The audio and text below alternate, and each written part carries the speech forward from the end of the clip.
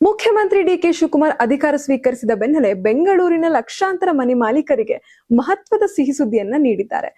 ಬಹುಕಾಲದಿಂದ ಓಸಿ ಹಾಗೂ ಸಿಸಿ ಇಲ್ಲದ ಕಾರಣ ವಿದ್ಯುತ್ ಮತ್ತು ನೀರಿನ ಸಂಪರ್ಕ ಪಡೆಯಲು ಸಾಧ್ಯವಾಗದಿದ್ದ ಮನೆಗಳಿಗೆ ಇದೀಗ ಹೊಸ ಸರ್ಕಾರ ಸಡಲಿಕೆಯನ್ನ ಘೋಷಿಸಿದೆ. ರಾಜ್ಯ ಸರ್ಕಾರದ ಹೊಸ ನಿರ್ಧಾರದಂತೆ 2400 ಚದರ ಅಡಿಗಿಂತ ಕಡಿಮೆ ವಿಸ್ತೀರ್ಣ ಹೊಂದಿರುವಂತಹ ವಸತಿ ಮನೆಗಳಿಗೆ ಓಸಿ ಮತ್ತು ಸಿಸಿ ದಾಖಲೆಗಳಿಲ್ಲದೆ ಇದ್ರೂ ಕೂಡ ಬೆಸ್ಕಾಂ ವಿದ್ಯುತ್ ಸಂಪರ್ಕ ಹಾಗೂ ಕಾವೇರಿ ನೀರಿನ ಸಂಪರ್ಕ ನೀಡಲು ಅನುಮತಿ ನೀಡಲಾಗಿದೆ.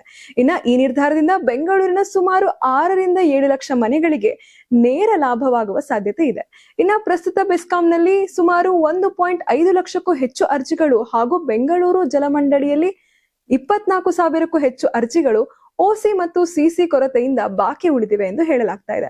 ಇದೀಗ ಈ ಅರ್ಜಿಗಳನ್ನ ಶೀಘ್ರ ವಿಲೇವಾರಿ ಮಾಡಿ ಅರ್ಹ ಮನೆಗಳಿಗೆ ಸಂಪರ್ಕ ಕಲ್ಪಿಸಲು ಸರ್ಕಾರ ಸೂಚನೆ ನೀಡಿದೆ. ಆದ್ರೆ ಈ ಸಡಿಲಿಕೆ 2400 ಚದರ ಅಡಿಗಿಂತ ಕಡಿಮೆ ವಿಸ್ತೀರ್ಣ ವಸತಿ ಮನೆಗಳಿಗೆ ಮಾತ್ರ ಅನ್ವಯವಾಗಲಿದೆ. ದೊಡ್ಡ ಮನೆಗಳು ಹಾಗೂ ಅಪಾರ್ಟ್ಮೆಂಟ್ಗಳು, ವಾಣಿಜ್ಯ ಕಟ್ಟಡಗಳು, ಅಂಗಡಿಗಳು ಹಾಗೂ ಕೈಗಾರಿಕಾ ಘಟಕಗಳಿಗೆ ಈ ನಿಯಮ ಅನ್ವಯಿಸೋದಿಲ್ಲ ಎಂದು ಖಚಿತಪಡಿಸಲಾಗಿದೆ. ಒಟ್ಟಾರೆ ಮೂಲಭೂತ ಸೌಕರ್ಯಗಳಾದ ವಿದ್ಯುತ್ ಮತ್ತು ಕುಡಿಯುವ ನೀರಿಗಾಗಿ ವರ್ಷಗಳಿಂದ ಕಾಯುತ್ತಿದ್ದ ಮಧ್ಯಮ ಹಾಗೂ ಕೆಳ ಮಧ್ಯಮ ವರ್ಗದ ಸಾವಿರಾರು ಬಡ ಕುಟುಂಬಗಳಿಗೆ ಈ ನಿರ್ಧಾರ ದೊಡ್ಡ ನೆಮ್ಮದಿಯನ್ನ ನೀಡಿದೆ.